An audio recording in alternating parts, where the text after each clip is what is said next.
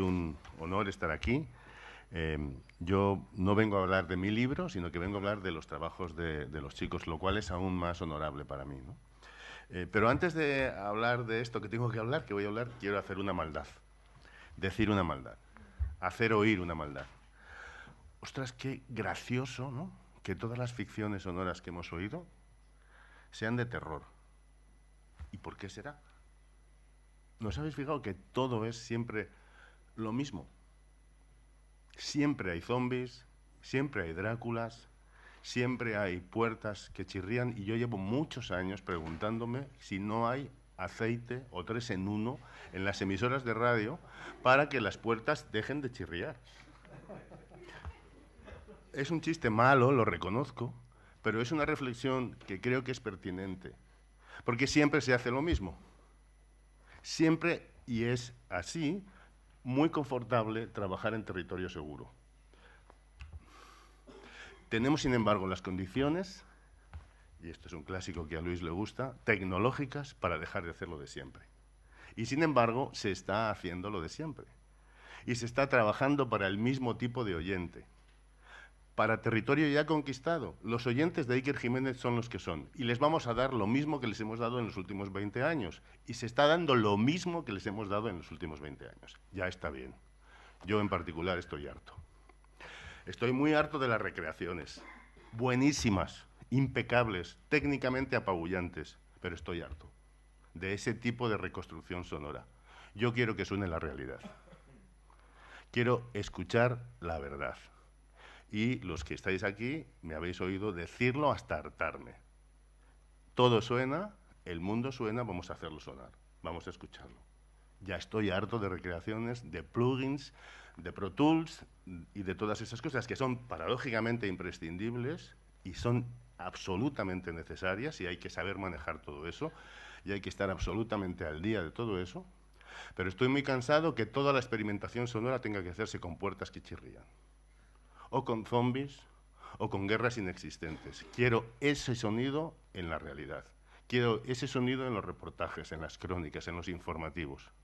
Y los informativos suenan muy aburridos, suenan completamente igual. Estoy harto de las voces, estoy harto del bococentrismo, estoy harto de las estrellas que son las que dominan absolutamente la narrativa sonora contemporánea. Ya está bien.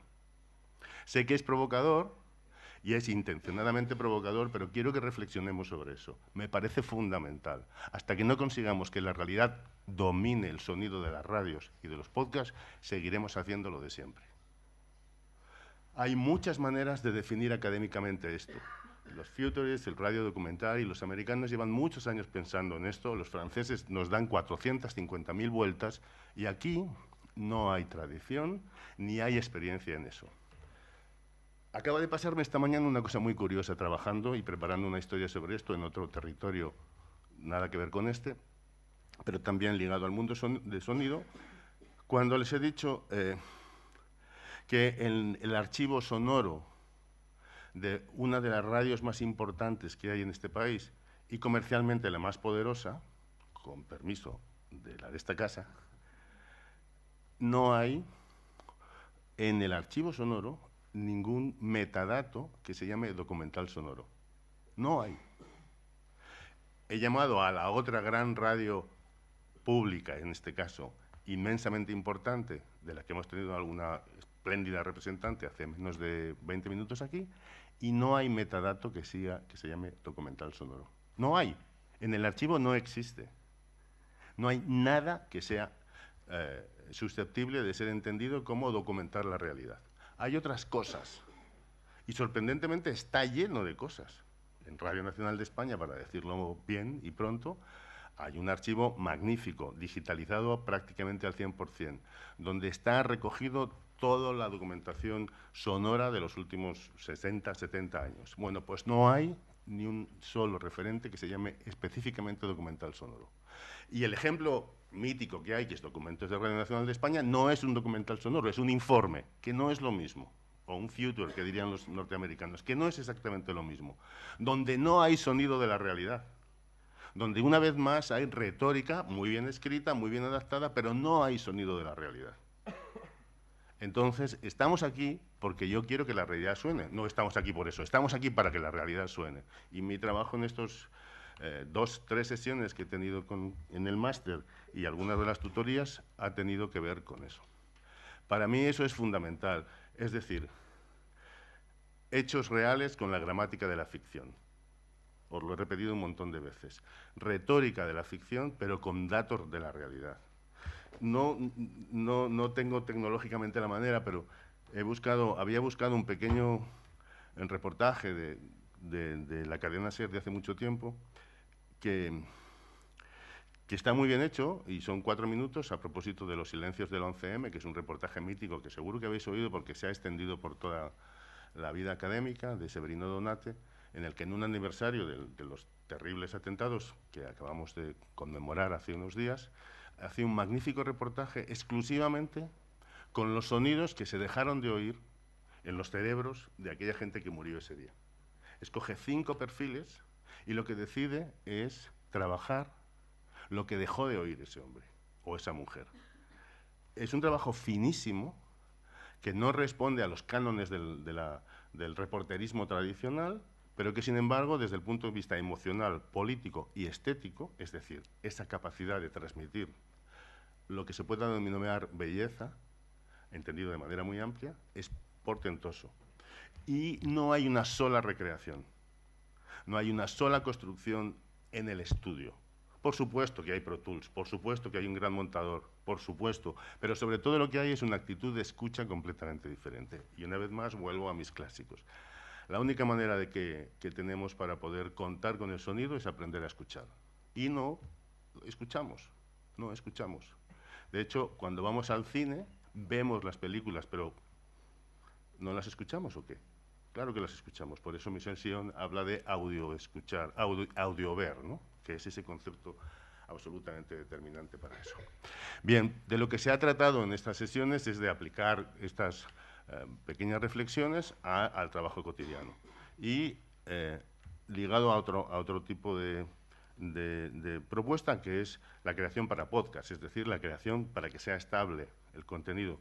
Creación que no esté ligada necesariamente a la inmediatez, a la dictadura de la actualidad, pero sí a lo actual, sí a la reflexión que tiene que ver con lo que está pasando en el mundo, aunque no sea la agenda setting que nos está determinando la actualidad, la política, los medios de comunicación o lo que sea. Es decir, reflexionar sobre temas que sí que tienen que ver con el mundo que nos rodea, pero que no están dominados por aquello que el editor del informativo quiere, sino con la, digamos, sensibilidad informativa que podríamos tener. Eso, además, aplicado al modelo de los podcasts, que permite pervivencia de las producciones. No se acaban en el momento en que son emitidas, sino que pueden oírse muchas veces porque tienen valor precisamente más allá de la actualidad. Bueno, eso es lo que hemos hecho. Hemos hecho podcasts narrativos de periodismo o de realidad, donde los hechos son hechos reales y donde el lenguaje es un lenguaje sonoro. Y esos son los 2 conceptos claves. Los hechos que contamos son de verdad y utilizamos el lenguaje sonoro para utilizarlos. El lenguaje que, como sabéis, no es solo la palabra y cada vez menos importante la palabra. Bueno, estas son unas nubes bonitas y esto es el primero de ellos, que era Gregorio, ¿dónde está? De Fernando, Macarena, Miguel, Antonio y Paula. Bueno, no sé, alguien me ha dejado. No. Jesús, bueno, es vosotros, sois vosotros. Vamos a escuchar lo que tenemos y después comento de dónde viene y ya está.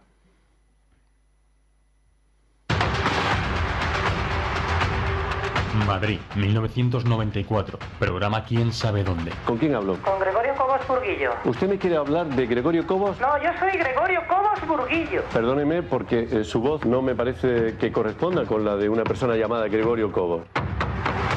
2019. 25 años después sigue sin conocerse la verdad sobre esta llamada. ¿Desaparecer o derecho a desaparecer? La búsqueda de Gregorio Cobos Burguillo empieza en Ubrique. 5 horas y 50 minutos para llegar a su destino. Ubrique, Cádiz. Pues a ver si os podemos hacer unas preguntitas. gente se reía por el tema de la voz. Usted no es, que es una mujer. Era pues muy amigo mío, ya no he sabido más de él. Pero la voz un poquito afeminada, Yo me llevaba bien con él. Una persona normal. Normal y corriente, nunca se la ha visto nada. Que estuviera vivo y que estuviera bien, porque la gente pensaba lo peor. Me hubiera gustado verlo. Una persona normal y corriente. Yo te digo, era un tío de puta madre. La familia rompió su silencio. Un poquito alocado. Un poquito de la cabeza que no pensaba en las cosas. Ganaba mucho dinero, pero tal como lo ganaba, lo practicaba. Esta es la historia de una investigación periodística sin precedentes. La verdad se enfrenta al mito de Gregorio Cobos Burguillo. ¿Y tú nos acompañas a encontrarlo? Gregorio, ¿dónde estás? Pues ya está. Esta es un excelente teaser, ¿no? Porque cuenta perfectamente aquello que pretende hacer, ¿no? Suena al mundo real, suenan las voces reales, no son actores y se nota mucho que no son actores. Mira que hay actores buenos, pero es muy difícil hacer esto. Es muy difícil hacer esto y esto es lo que le da contundencia y veracidad a la pieza, ¿no? Se podría haber reconstruido perfectamente y hay muchos docudramas y futures y cosas parecidas que reconstruyen la realidad contratando unos actores para decir, era un tío de puta madre, era un estupendo, pero no es lo mismo. Esto es lo bueno, desde mi punto de vista, ¿no? Y hay una idea ahí muy importante también en la que hemos trabajado mucho, que es, esta es la historia de una investigación. Es decir, es un arco dramático, un recorrido, ese cambio desde los propios investigadores que empiezan siendo unos frente al tema y terminan siendo otros frente al tema que también ha cambiado. Ese arco dramático, ese recorrido narrativo es la propuesta que le da calidad y diferencia a esta manera de hacer periodismo sonoro respecto al que se ha hecho, que se ha podido hacer, pero menos habitualmente, ¿no? Me parece que está muy bien porque hacen todo el recorrido, buscan y se preguntan realmente dónde está. ¿Lo encuentran o no lo encuentran? Lo sabremos al final. Si lo encuentran, si lo han podido descubrir, si han desvelado el misterio de su desaparición, si 25 años después todavía tiene o no tiene consistencia esa reflexión, y sobre si esa reflexión además es pertinente en los tiempos actuales, donde también hay mucha gente que desaparece, también hay mucha gente que desaparece voluntariamente, que tiene derecho a dejar de ser lo que es o lo que es según se le mira y se le categoriza y tiene derecho a ser otra cosa, ¿no? Y tiene que ver con muchas cosas. Si son capaces de penetrar en esa historia, tiene que ver con el derecho de la intimidad en Google y borrar los rastros de nuestra presencia en las redes sociales, poder ser libres sin estar perpetuamente expuestos a un catálogo social, ¿no? Todo eso no es baladí, todo eso está detrás de la historia, ¿no? Y es utilizar una historia concreta, un personaje. También les he dicho que necesitamos personajes, no necesitamos temas. Son las historias, son los personajes los que construyen las historias y alrededor de esa construcción es cuando se construye el tema. Pero es ese recorrido con el personaje y esa transformación, tanto del personaje como del que lo cuenta, la que nos interesa y la que hemos estado tratando de hacer. Bueno, vamos a escuchar. Una detención cambió su vida.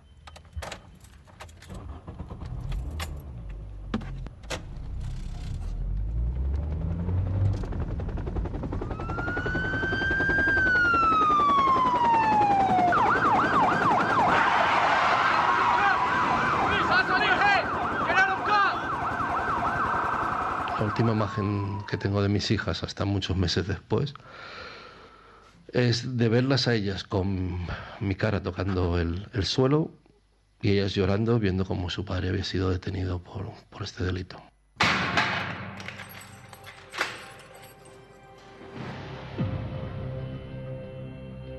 Soy Joaquín José Martínez. Estuve 3 años en el corredor de la muerte. Hoy puedo contar mi historia.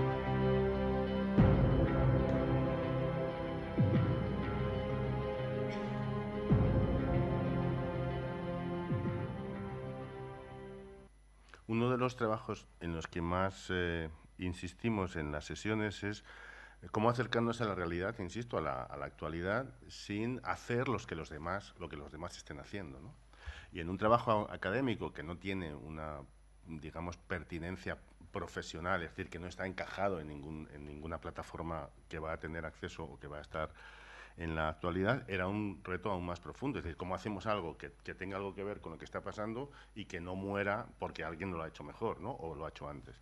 Y ahí es donde encontraron la posibilidad de contar la historia de Pablo Ibar, que estaba absolutamente de actualidad y que desgraciadamente para él va a seguir estando de actualidad, a partir de la historia de Juan José Martínez, que como sabéis fue otro español en el corredor de la muerte. Ese hallazgo, esa manera de enfocar el tema, permitía acercarse a la historia de una manera diferente. Es verdad que Juan José Martínez había tenido muchas veces la oportunidad de contar su historia, pero nunca la había contado, o la podría haber contado comparada con otra, que es lo que le daba un grado de significado completamente diferente. La historia suya se ha contado muchas veces, pero la historia comparada con la del otro, que no podemos contar, es mucho más interesante, ¿no? Ahí ha sido más complicado y es más duro de hacer, porque efectivamente es más difícil encontrar la recreación, no, la puesta en escena sonora es la palabra que quería buscar, porque efectivamente el material que hay es la entrevista con Juan José Martínez, que es larga, profunda, además emocionante y con un montón de materiales que sí que nos puede permitir hacernos a la idea de lo que es estar en el corredor de la muerte, que es la idea central del podcast. ¿Qué se siente cuando sabes que vas a morir? Como todos por otra parte, pero con fecha fija, ¿no? O con fecha casi fija, o con fecha que va cambiando, como si fuera un diagnóstico impreciso que se va reformando una y otra vez hasta afinar exactamente en el día y la hora. Me parece que es un trabajo interesante, hay un montón de fuentes, además de Joaquín José, están todos ellos, gente que ha hablado con ellos, gente que ha investigado tanto la historia de Juan José Martínez como la de Pablo Ibar. Mezclar las dos es el trabajo que hay que hacer y estoy seguro de que va a ser un excelente trabajo al final. Otra. Nos vamos de viaje. Dale.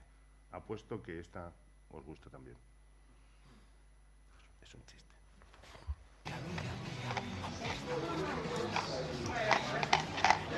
¿Sabes cómo funcionan todas las máquinas? Bueno, más o menos. Más o menos. Debes saberlo. Claro. Pues nada, echas el euro, juegas en la línea que quieras, dependiendo. Si quieres un crédito, 3 o 5. Y le das a jugar. A ver. ¿Por qué es así? ¿Qué misterio tiene? Ya lo tienes en crédito. Seguro vas a ganar 100 euros. Ahora te dice, no, tú no lo quieres, entonces aguantes. Porque la ludopatía, como bien sabéis, es para toda la vida. Entonces puede vivir sin jugar, pero no deja de ser jugador toda la vida.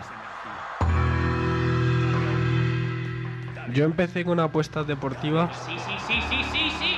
¡Toma! Donde yo iba a jugar realmente no me pedían el DNI. De hecho, sabían que yo era menor. Mi cuerpo me lo pedía, mi cuerpo y mi cabeza. Me pedía jugar. Yo lo necesitaba. Yo me animaba a mí mismo y me decía otro día más y no te han pillado. Yo siempre pensaba que esto iba a ser para siempre y que todo lo que yo había hecho que no se lo había contado a nadie, lo iba a poder guardar siempre para mí. Realmente a mí la gente con la que estaba me molestaba. Yo prefería estar solo, mentir, robar, trapichear, manipular. Yo quitaba, ponía, sacaba. El bolso de mi madre era para mí el banco. Un día me siguió y me sacó de una casa de apuestas. Había un timbre para entrar a la puerta y yo, cuando timbró, sabía que era mi madre. Y por una parte estaba deseando que entrase y cuando entró dije, se ha acabado todo.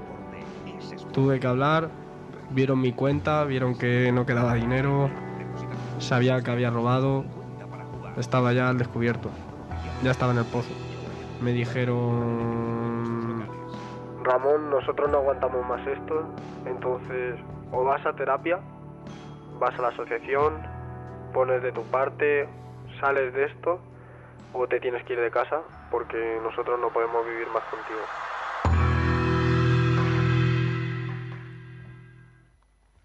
Ok, es un tema muy interesante. También esto aterrizó después de hacer una panorámica sobre adicciones. No sabían qué tema tocar, qué clase de adicciones, y digamos que esta adicción es muy, muy adecuada, muy pertinente, muy actual realmente y además muy incentivada desde los medios de comunicación. No vamos a volver a hacerlo de Codere porque ya lo acabo de hacer. Pero es un tema muy interesante, sobre todo porque apareció un personaje. Apareció Ramón y la historia de Ramón es la clave para acompañar todos los episodios. Pero la historia de Ramón me permite hablar de una cosa muy interesante, creo, académicamente al menos, o profesionalmente al menos, que es la necesidad de plantearte en este tipo de relatos dos tipos de estructura. Y es importante, una macroestructura que aborde todo el arco de los episodios, en este caso son 6 episodios de aproximadamente 20 minutos, que necesitan una macroestructura, es decir, un diseño que arrope todo el desarrollo de los episodios, de la historia global, y después unas microestructuras para cada episodio. Y trabajar con esa doble articulación, si fuéramos estructuralistas, es la que nos permite efectivamente encontrar qué contar en cada capítulo, qué dejar de contar para dejarlo en el siguiente, qué sembrar en el primero para que, como decía antes Teo, se descubra en el tercero, qué presagios anunciar para que luego el oyente satisfactoriamente los entienda y los reciba y eso le produzca eso que se llama el reconocimiento de lo que efectivamente, de que uno no es idiota, el oyente, y nosotros tampoco al haber colocado las cosas de manera adecuada. Pero esa idea de la macroestructura y la microestructura es fundamental a la hora de enfrentarse a este tipo de cosas. Y en el caso de Ramón y la ludopatía está bien porque además hay un montón de gente que va a intervenir en la construcción de su perfil, de su historia, del descubrimiento del placer de jugar, de la pasión por jugar, de la crisis por tener que dejar de jugar, del dolor por tener que dejar de jugar y del nuevo dolor de aprender a vivir sin esa dependencia, ¿no? Vale para la heroína y vale para el amor y vale para esto también, ¿no? Entonces, ese arco dramático es la macroestructura. Y esas 5 o 6 etapas que he enunciado son en las que hay que trabajar. Lo que hemos intentado es aprender precisamente a estar escribiendo y haciendo oír siempre en tiempo presente. Es decir, cuando yo le dije, cuando el padre dice, cuando yo le dije que te vas de casa o esto no es así, hay que conseguir que ese relato funcione en tiempo presente y tiene que estar dicho en el momento adecuado en el que se produjo y alrededor de todo eso construir el resto de la estructura. Yo creo que como el resto van a quedar estupendamente bien. Por cierto, antes de seguir, todos los sonidos están grabados allí, en las casas de apuestas, en las familias, en el centro de terapia de los jugadores que están intentando dejarlo de ser y por lo tanto tienen no solamente un valor expresivo, o precisamente tienen más valor expresivo precisamente porque son hechos / sonidos reales.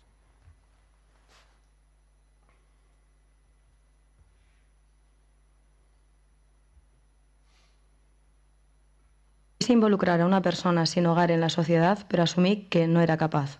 Soy Sonia Fernández y esta es mi historia.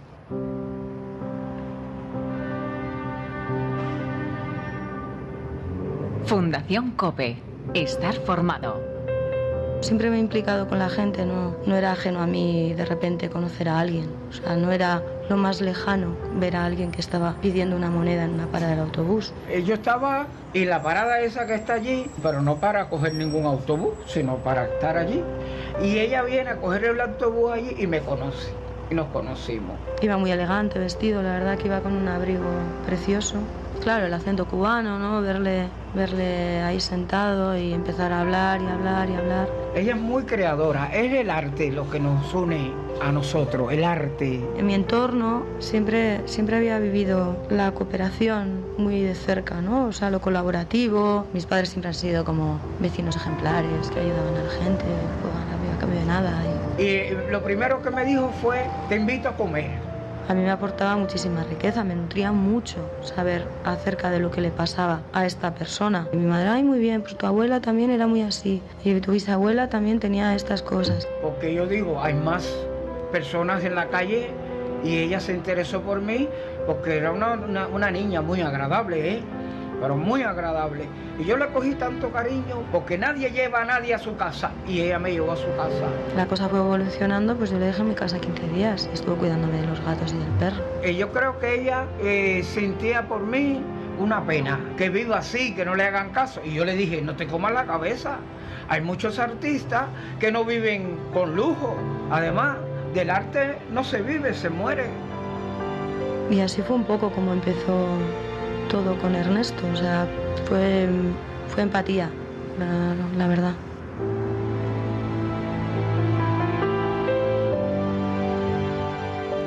Una empatía que se gasta, porque en realidad esa empatía de la que habla Sonia luego se convierte en un síndrome y también en una patología, ¿no?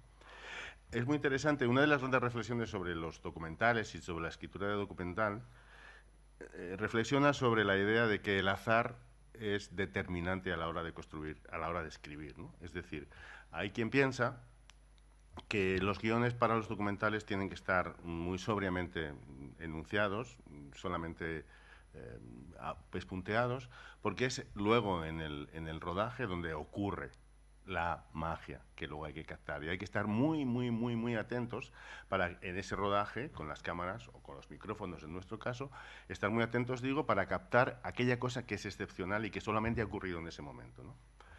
Yo soy gran fan de Isaki Lacuesta, que es un grandísimo documentalista español, que recomiendo siempre sus películas, La leyenda del tiempo y ahora Entre dos aguas, que fue finalista de los Goyas, y él teoriza mucho sobre esa idea del azar, ¿no? Y yo discuto con él a veces, porque le digo que el azar está presente en todos los sitios, y la perspicacia, la curiosidad, tiene que estar permanentemente despierta, no solamente en el momento de la grabación, no solamente en el momento del rodaje, sino en el momento de la decisión de hacer cualquier cosa.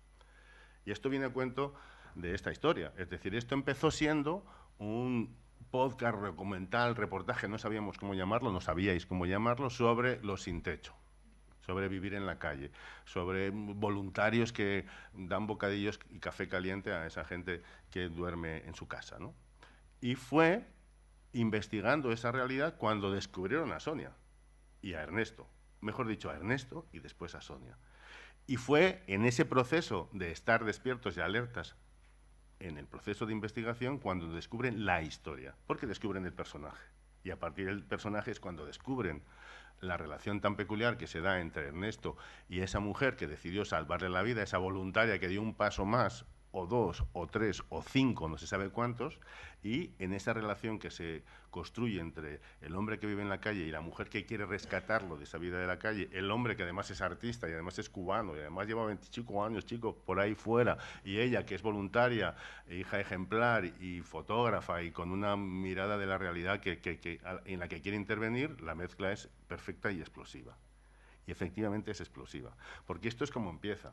Pero ¿cómo termina? Bueno, para eso habrá que escuchar los 6 episodios, ya hay tiempo. Y al mismo tiempo va a permitir, con esa estructura de la historia de los dos personajes muy potente, incorporar todos los ambientes y todos los expertise de gente que te va a hablar de cuántos hay en Madrid, de qué significa esto psicológicamente, cómo se hace, dónde se hacen los bocadillos para repartirlos, etcétera, etcétera, etcétera. Todo ese contexto, también sonoro y muy rico, es el que va a dar sentido a esos personajes, sin los cuales, sin embargo, el resto no tendría sentido. Por eso, estar atentos al azar, porque el azar surge en cualquier momento, no cuando está terminado.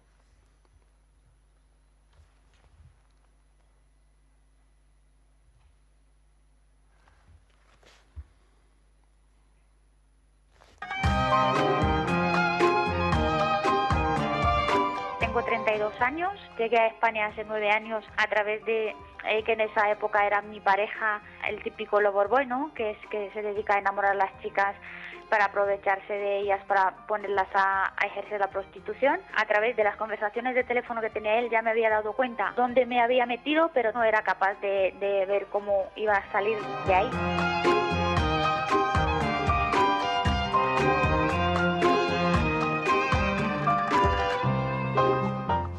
Esto empezó en Nigeria. Fui a pasar las vacaciones ahí con mi tío y su familia. Tenía 14 años y allí pues me explicó que él tiene la posibilidad de mandarme a ver a mi hermana. Y al llegar a España, pasado 3 días, me dijo, mira, te digo la verdad, aquí no vienes a ver a tu hermana, ni la vas a ver nunca más. ¿Ah? Y se reía de mí. Me decía, pero ¿tú sabes en qué te has metido, niña?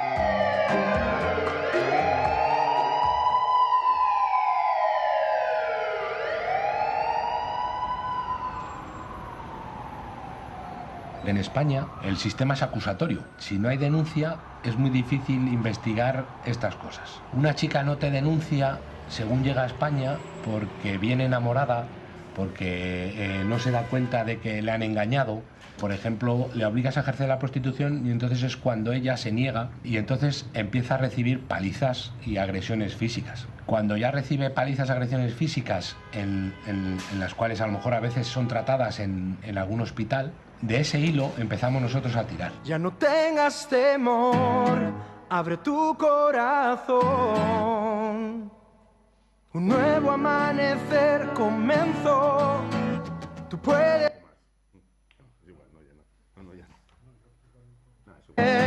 di adiós al ayer, porque algo diferente puede ser. Es muy interesante cómo hemos llegado a hacer esta historia, porque antes de hacer esta historia sabéis que se han hecho varios intentos, también con dudas, pero al final la decisión de hacer esta historia yo creo que tiene que ver con lo que llevo repitiendo varias veces, que es el hallazgo de los personajes. En este caso es más complicado aún porque ninguna de las dos mujeres que van a contar su historia están en Madrid. Y entonces va a ser un trabajo complicado, ¿no? Y las grabaciones que hay no están hechas en Madrid. Con lo cual sí que vamos a tener que tirar de lo que decía antes Teo, de cómo reconstruir Escocia en Madrid o cómo reconstruir en Rumanía en este caso. Pero hay maneras de hacerlo, porque hay otras ciudadanas búlgaras, rumanas y de Nigeria que están en Madrid, y entonces habrá maneras de hacerlo.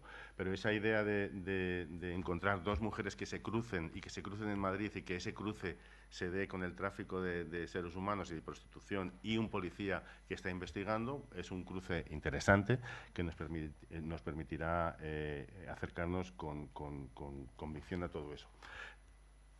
Una vez más, el reto aquí va a estar en encontrar un contexto suficientemente espectacular, y cuando digo espectacular no me refiero a hacer ruido, sino a que cree expectativas, es decir, que mantenga la atención de los oyentes el suficientemente tiempo como para llenar, entre comillas, 6 episodios de 20 minutos. Y sin embargo, en lo que hemos oído ya hay suficientes materiales como para poder dosificar perfectamente, que es el otro aprendizaje que hay que hacer y que ellos están haciendo, creo que suficientemente bien, como para colocar cada cosa en su momento y dejar que cada una de los personajes y de las informaciones se desarrollen en el tiempo que se necesita. Vale. Y ya. Que gracias. Gracias a vosotros.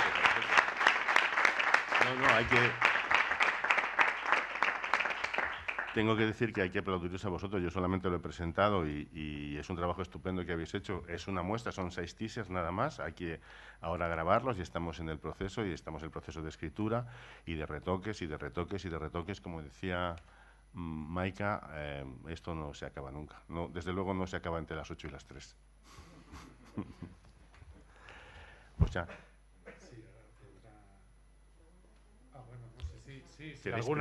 Si vosotros como autores o quienes habéis escuchado queréis preguntarles a los responsables de cada proyecto, sí que hay preguntas, adelante. Pero a ellos.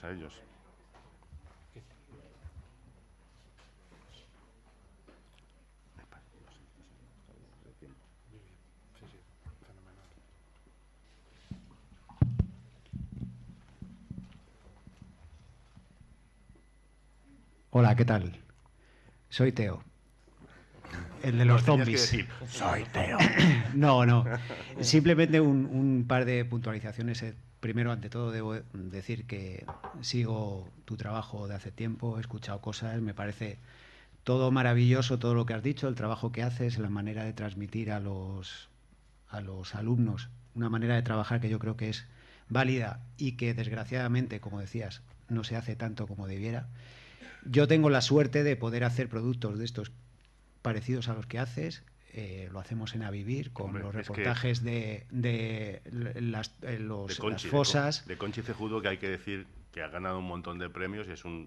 Yo les he hablado de ese reportaje. Tenemos ese, hicimos otro también de una chica que tuvo un accidente y se quedó, que estuvo a punto de morir. Hicimos uno de una mujer que entró a la cárcel porque la pillaron traficando con drogas y cumplió una condena, y esto supuso que perdiera todo el contacto con sus hijos. Este mismo fin de semana vamos a emitir uno que está relacionado con la eutanasia, que os recomiendo que escuchéis. Es el testimonio de un hombre que decide quitarse la vida antes de morir porque tiene esclerosis múltiple. Y todos estos reportajes y los que vendrán recogen todo lo que él dice, la realidad, los sonidos de la realidad, el sonido de la chica, comentaba antes, de la chica que no puede hablar porque ha tenido este accidente y al final del reportaje suelta unas palabras que te hacen llorar literalmente y te hacen olvidar todo lo que has escuchado antes y estás pensando en esas palabras todo el rato.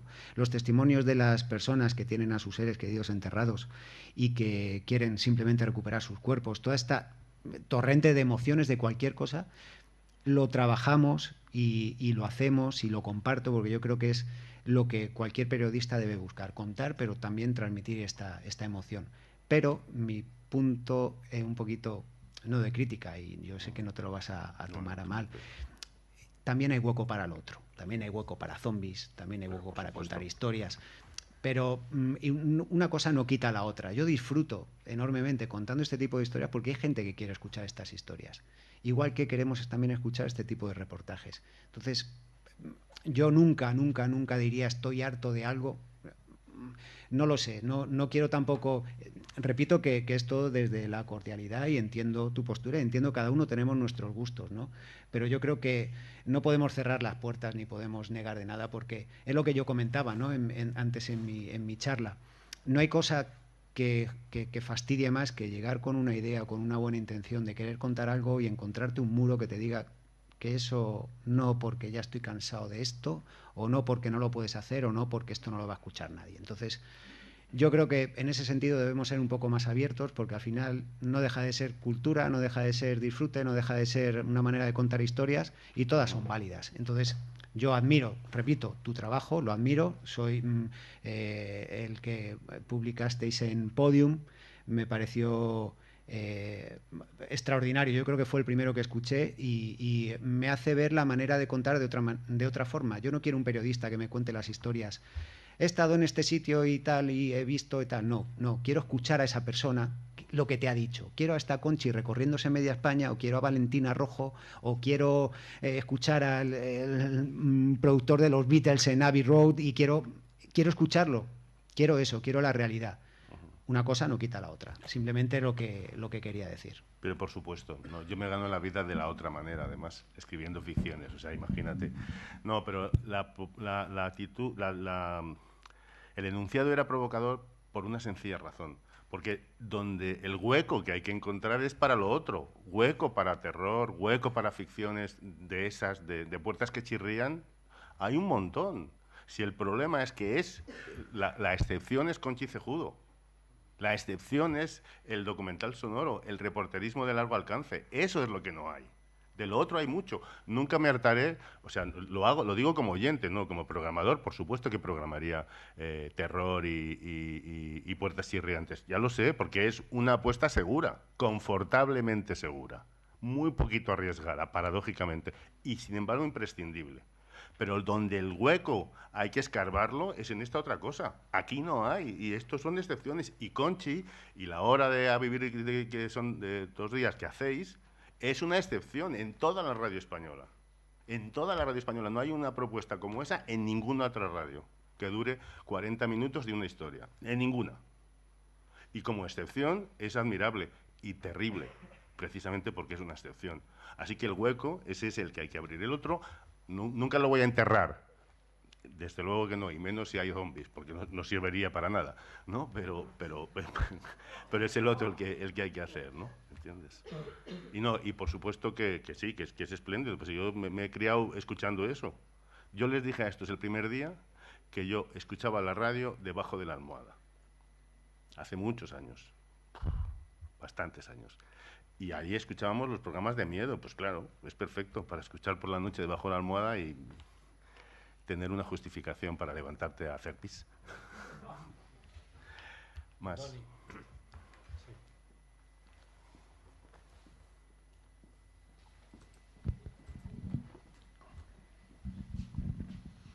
A mí me gustaría saber, conocemos por la exposición que habéis hecho los temas que vais a abordar o que estáis abordando, pero creo que en esta profesión y en el día a día tan importante es elegir el tema como saber decir a tiempo que no. Entonces me gustaría saber cuántos temas se han descartado antes de llegar a estos. Pues al menos, a ver, finalistas, por lo menos uno más por cada uno. Semifinalistas, pues como en la UEFA o como en la Champions League. Esto es lo que ha ganado. Los otros eran el Albacete, el Eibar y estos que no nos han interesado. Quiero decir, ha habido muchos, muchos de cada uno de ellos. Pues ¿cuántos? Yo os pedí 2 de finalistas. En algunos de los casos, de los 2 que llegaron, ninguno pasó el corte y tuvieron que traer otros 2. Y tampoco pasó el corte y tuvieron que traer otros 2. Es decir, hemos sido todos muy exigentes, ¿no?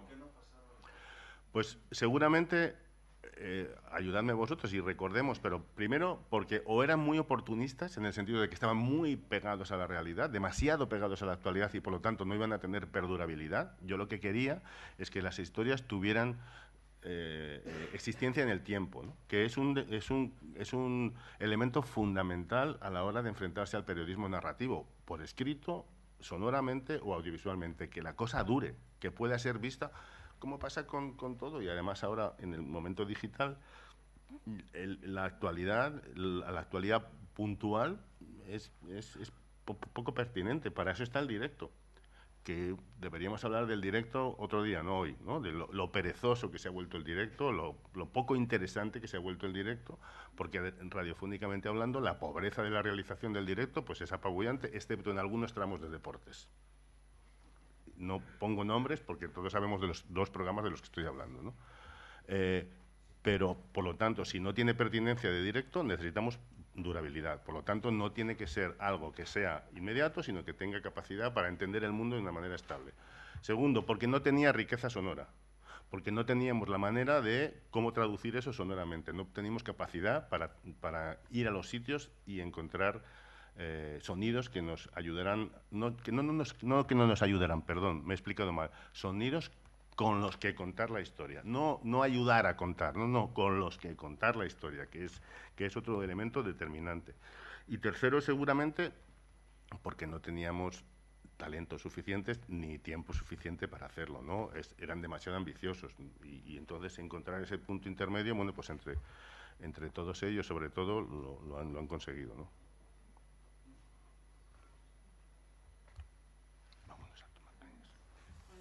Ya liquidamos. Pues agradecemos a los alumnos el esfuerzo, no tanto no solo del trabajo, sino también de los elementos que han utilizado para que los compartamos hoy y ese teaser tan sugerente en todos los casos. Y damos paso ya a la clausura de la jornada. No nos movemos, que vamos a clausurar ya.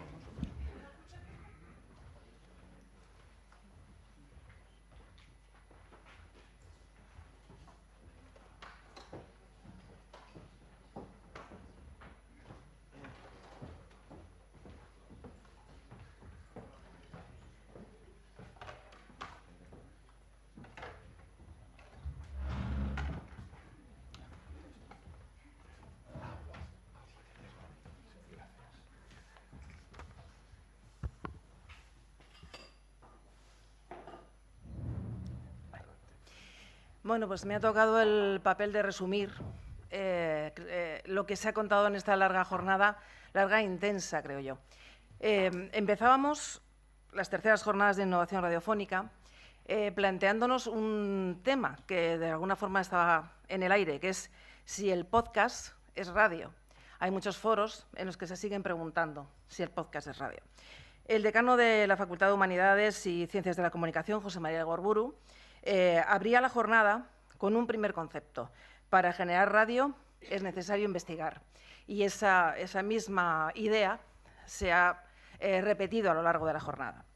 En la primera ponencia, la del subdirector de programación de COPE, que es Antonio Orrantia, se preguntaba cómo hemos llegado hasta aquí y se respondía él mismo que hemos llegado a través del móvil, desde el punto de vista tecnológico.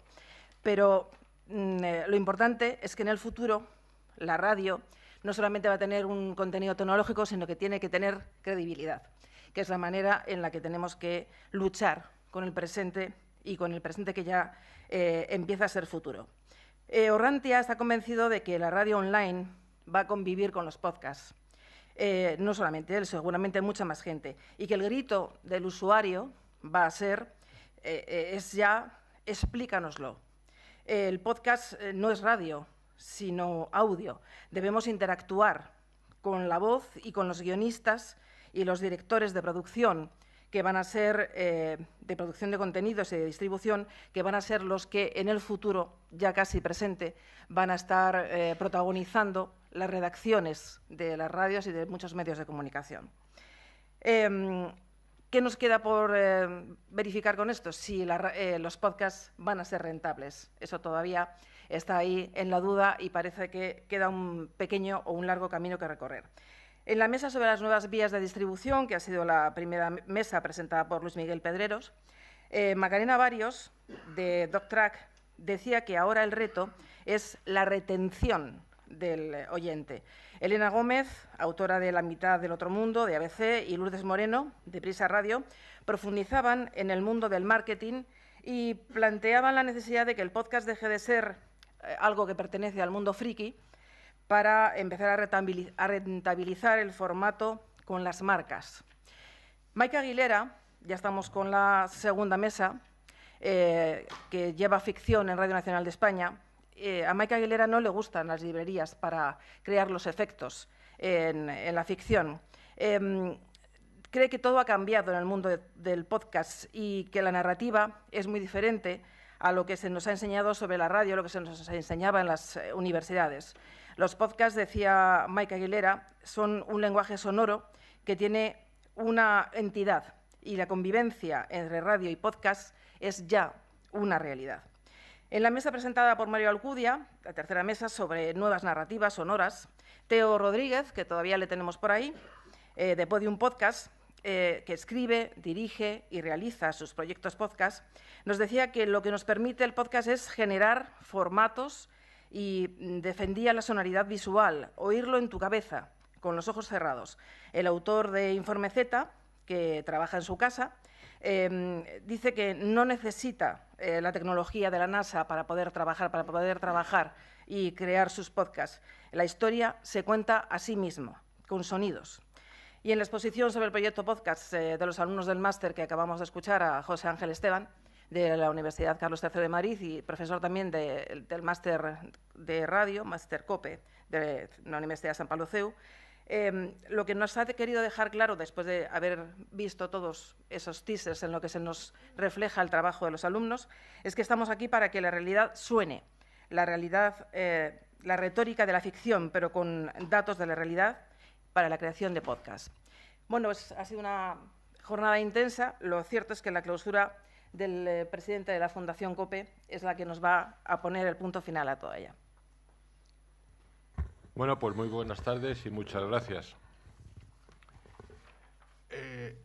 Lo primero que quiero decir es que a mí me han ofrecido la posibilidad de clausurar, no porque sea el presidente de la Fundación COPE, sino porque soy el más mayor de todos. Es el que más edad tiene, el más ignorante, por tanto, de todos los medios, instrumentos, elementos de los que se han hablado mucho en estas 3 jornadas. Este es el tercer año. Y por tanto, pues han dicho, bueno, tú no vayas a ninguna mesa, vete simplemente a clausurar. Lo que ocurre es que, a pesar de los muchos años